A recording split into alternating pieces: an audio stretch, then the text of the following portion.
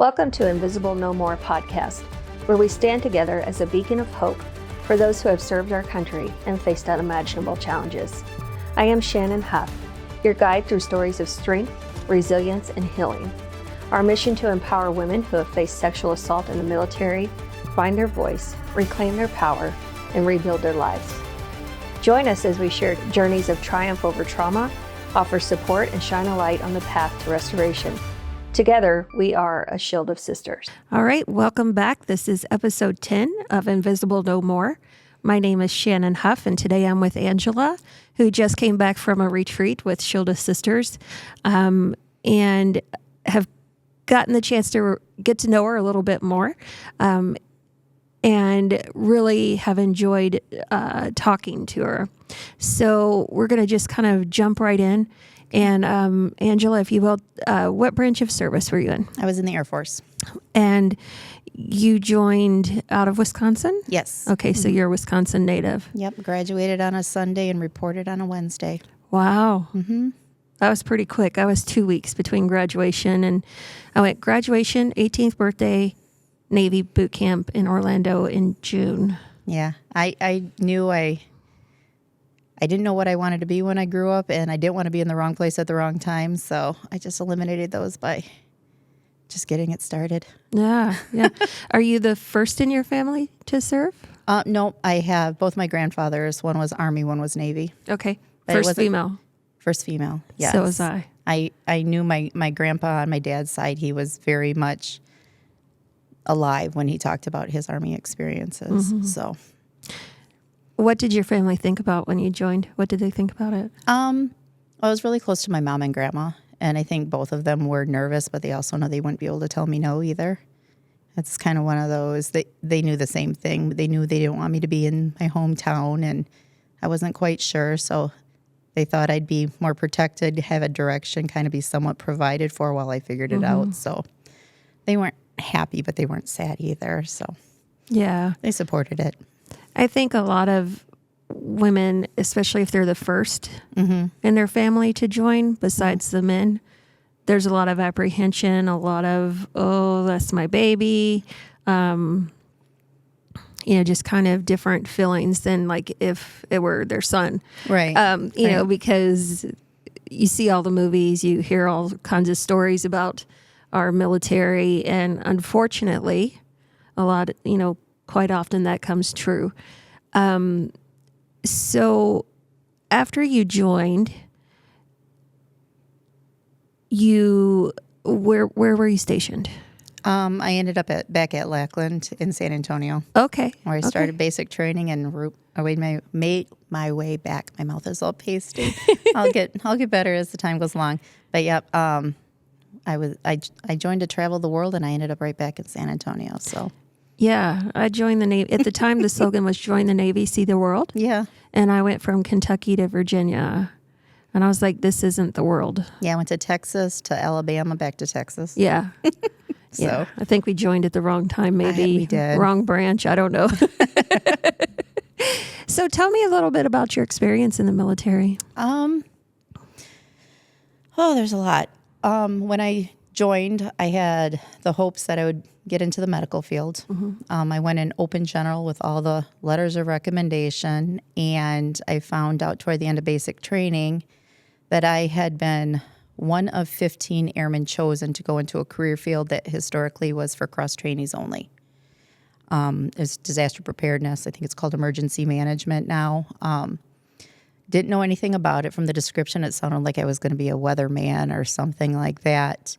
But when I got to school, I realized that it was one of a handful of frontline positions in the Air Force. Anybody who's ever taken an NBC course, nuclear, biological, chemical, I taught that. Self-aid buddy care, hazmat. I was an instructor. I was logistics. I maintained a rapid response team of 40 men to be ready to be deployed at any given time. I was 18 at the time, youngest in the career field, being one of those first 15. So it was a whirlwind experience. It wouldn't have been my career field of choice, but I was still honored. It's like, wow, I did good enough on the SBAB that they picked me for this. I better, I can show them what I've got. So I just took it in stride and kept going. That is amazing. I mean, I did intelligence, so I did pretty good on the ASVAB too. But I don't know if they had told me I was going to do something like that. I've probably been like, yeah, no, I'll go to the fleet and chip paint. Right. Well, yeah, and at 18, I was just kind of like, I didn't have direction. I only knew my town. I mean, we traveled, but nothing extensively. So it's just kind of, at the time, you're just riding the waves. Tell me where you want me to go. And I had 2 grandparents in the military, but they don't only talk about so much. They don't talk about the experiences. They're just like, I was there. This is what I did. But you didn't really know when you went in. I mean, for the first 3 months until you're at your first duty station, you just literally go where you're told to go. Yeah. Eat when you're told to eat. Right. Sleep when you're told to sleep. Yeah. You show up the very first day and you don't know where anything is. You don't know what the process is, what the order of things are, and you just follow orders. And so that's what I did. I threw up on my drill sergeant the first day. I threw up, I think, week 2 of basic training on someone. Yeah. Yeah. I'm thinking that's like a normal thing. It might be. Yeah. Mine was drinking all that warm water. Yeah. Where you had a warm The water canteen 3 times. Yeah. Mine was, it was the day I reported, and you have to do the urinalysis pee test. And I could not pee in front of somebody. I just couldn't do it. And so they made me walk in a circle and drink water for hours. I'd never been on an airplane. I've seen people have to do that. Yeah. So that was me. And I literally got in the rack, and 5 minutes later, they're yelling, banging on all kinds of trash cans. I'm like, pfft. And she walks by me and she walks up. She goes, "Are you okay?" And I went, "I'm okay." And oh my gosh, she hated me for the whole time. And so she told me what to do constantly. I mean, they tell you what to do constantly anyway, but like mine was success. "Okay, Thomas, you can go, drink a thing of water, but please don't come back and puke on me." So, I wish I had a last name like Thomas. My main name is Sari. So you were every time I think I said that at the retreat. Every time I was like, "I'm sorry," I'm like, by the end of basic training, it's like, you apologize. Yeah. I was getting stopped every 5 seconds. "I'm sorry." What? So, yeah. Wow. "And where are you from, Airman?" "I'm from Wisconsin." "Well, ain't that appropriate, Airman?" "Sorry." My daughter has a different last name than me, obviously, and her drill, because she was a Marine, she was at Parris Island, could never get her name right, and they called her Smuckers. And that's like so not her last name. And so even when we got there, she was like, "I'm recruit Smuckers, Mom." Well, at that time, Marine, because, after you go through the crucible, you're a Marine. Anyway, let's get back to, we could go down a whole boot camp thing, what they Memory do, lane. what they tell you, Yeah, it's been 32 years for me since. Mine was in 96, so Yeah. I can't math right now. You're not far behind me. I joined in 92. Okay. I'm just a little bit older than you. Okay. So, Just a little bit. kind of, I don't know about you, but right after I got out of boot camp, did all the schools, got to my first duty station, you're still kind of in shell shock. Yes. You're still kind of, I'm young. I was the youngest and the lowest ranking and the only female in my office. Can relate to that. Yeah. So tell me a little bit about that experience and how you were treated. Mine actually kind of goes back.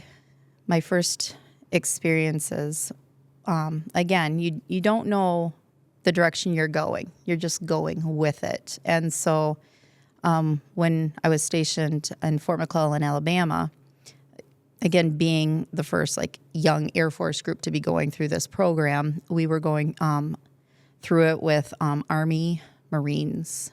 So it was a post. So we were the only Air Force people there, and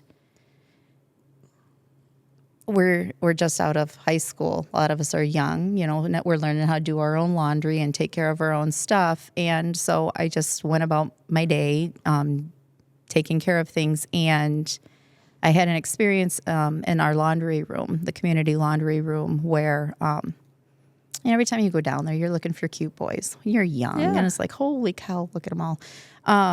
And there was a group that a couple girls in my flight and I would talk to, and I had happened to be down there one time by myself, and one of the group of the soldiers happened to be there, and we were talking, and he was asking about the other girls, and I'm like, it's just me tonight. They're out doing something. And he smiled, and he lifted me up and sat me on the folding table and made an advance, and I was able to kind of deflect and push away, and he made a comment, something like, you're right, this isn't private enough. Too many people around. And he pulled me down off of the folding table and started pulling me toward a door that I know right around the corner is a empty stairwell that we were told not to use. The main stairwell is kind of open concept. This one I knew was closed in. So he was pulling me toward the door, kind of, and I was at the time nervous and just kind of laughing about it. I'm like, oh no, he, just trying to make light of it, not to panic. And right as he was pulling me out the door and around the corner, a fellow flight airman came in. Airman, sorry, are you okay? And he dropped my hand, and he's like, I'll catch you next time.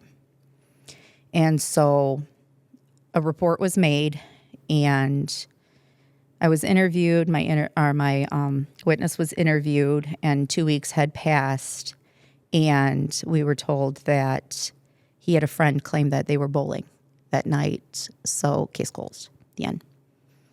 And so at the time, I honestly didn't think anything of it. I'm like, oh well, could have been worse. Oh well, no big deal. And it really didn't resonate. It was just like close call. And the only thing that really came from it is from that point on, all the girls in the flight had to go everywhere in sets of 2 or more. And that was only around the barracks, around post, things like that, if we went off a post. But it didn't apply to when we were in school, in our classes. And within a couple weeks of being there in training, we had the next batch of cross trainees come in. And there are some women in the career field, but it's like most, it's a lot of guys. And there were 2 in particular in that class that like to remind us that they were higher ranking. And it was me and another airman. She was also from Wisconsin. It seems like every time we turned around, one of them were pulling us into a corner or telling us to come here when there was no one around. They'd find us on post and offer to give us rides, and we were like in phase 2, so we weren't allowed to drive or anything like that. So when we were in a group of people, they didn't understand why she and I were like, we don't want to go. Yeah. But we went along, and we'd always end up like at a park or something like that. And rumors started spreading that there was some hanky-panky going on between us and the new class. And so an announcement was made that you guys are pipeline students. We have a lot of people higher in command that is watching this program to see how you do not create scenes. Do not, don't start anything. And so she and I just kept quiet, and we just we stuck together because we knew. But nothing came of that. So here we go again. It's just like, can't say anything, won't say anything, nothing will come from it anyways. They're higher ranking. Don't create a scene. So, we were able to avoid as much as we could and got through training. And I think that's what's has always been hard for me to categorize my experience, because there's so many people that had this happened to me, and I was a traumatic event. And it seemed like in my case, it started early on, and it was just a continuation of little events. Because when I got to my first duty station, I was able to go home for 3 weeks between tech school and reporting to Lackland. The person who met me at the airport was one of those 2 men. Oh, man. And he was in charge of showing me around and I had to be in temporary housing until they could find me a dorm. And he's acted like, we were old friends and everything was great. He had gotten there like 3 or 4 days before.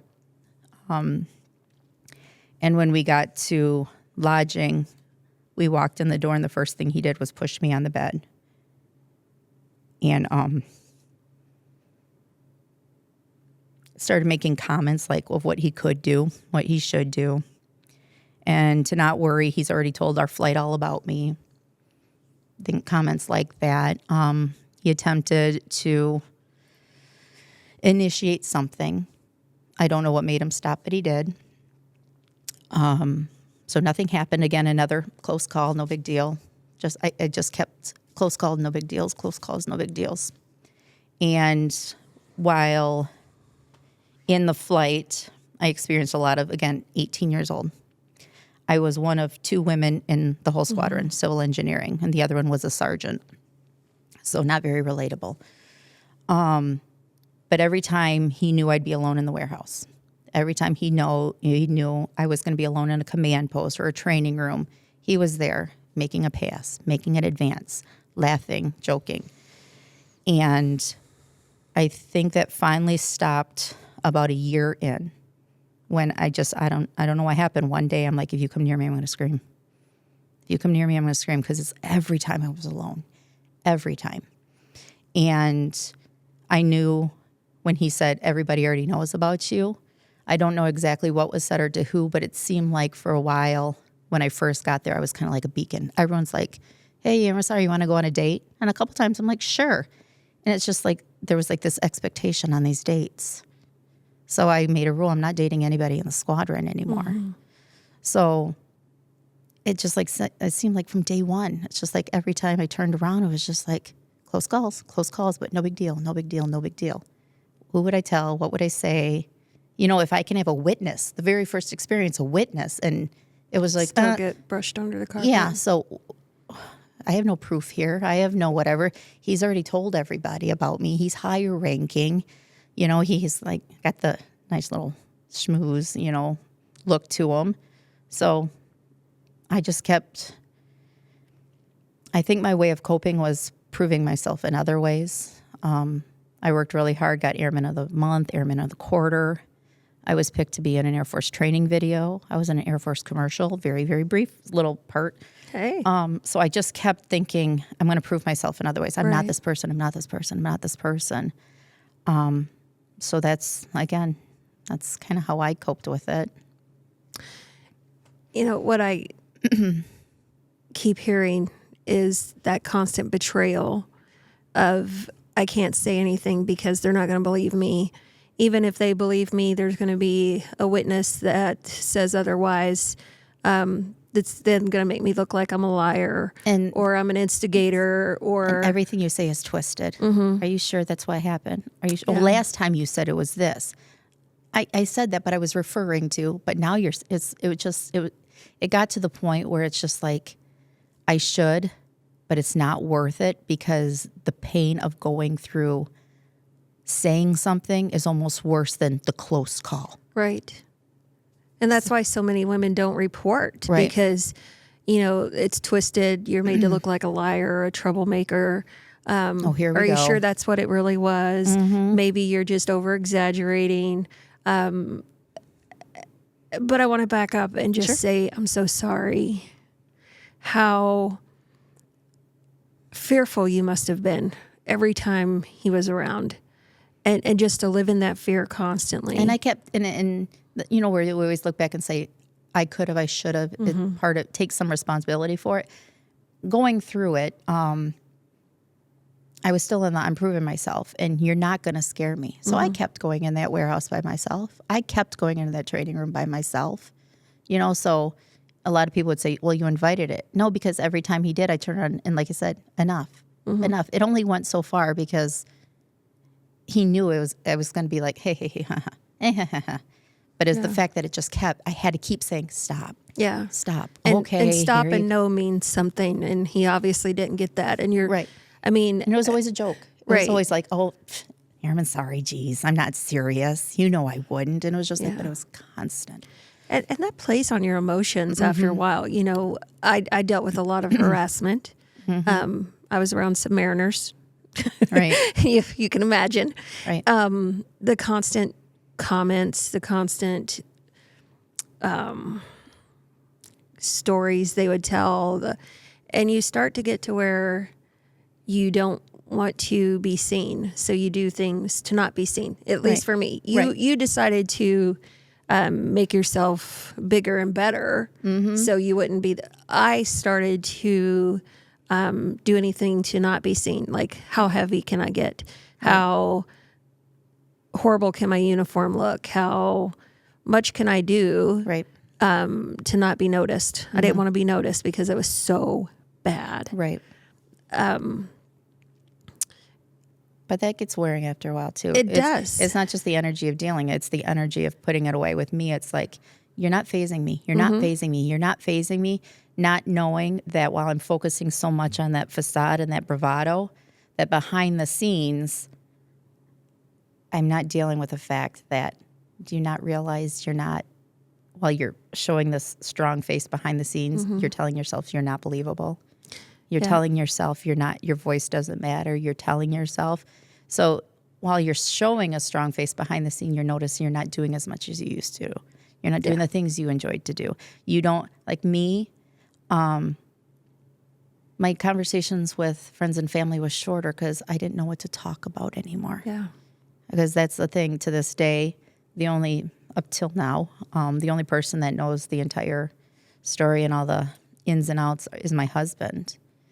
And I'm sure throughout time I've like trickled a little bit of it here and there, but I'm very much, it happened to me. It's my, and I know it's faulty thinking. It's my burden to carry. It's my thing to sort through. Nobody can fix it. Nobody can change it. Nobody can undo what's been done.